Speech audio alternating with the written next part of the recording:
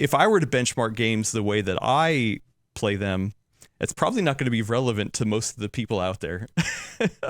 But I also don't think there's a way to benchmark anymore that hits enough people, like other than just like real basic, like, synthetic benchmarks.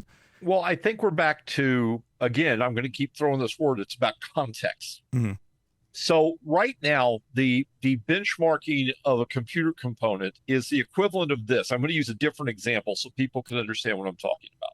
You take a race car that you want to test. You're going to do it on an indoor track so you can control the humidity, the air temperature, the wind speed. You're going to make sure the track isn't wet. You're going to put brand new tires on it, brand new brakes on it. You're going to run a highly specialized fuel. You're going to have it run 2 laps and tell you what the performance is, and that's going to determine the best car to buy. That's a dumb way to buy a car, and it's a dumb way to buy a video card. We are throwing absolute numbers out without any context, any relationship, any real understanding about what the differences are.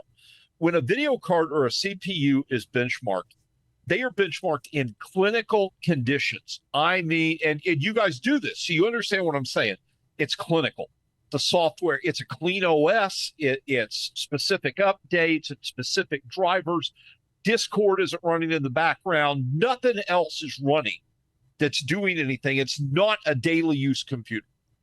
Then on top of that, you're using hardware in such a way as to force absolute limits. That's why we see a 4K video card running at 1080p for a benchmark. That's why we see a CPU being thrown in with a graphics card that makes no sense for the reason why it's done. It's about removing the bottlenecks to get the absolute differences, but they're not talking about the absolute differences. They're talking about actual frame rates. And this is where a lot of these consumers, remember we talked about this, most gamers aren't gearheads.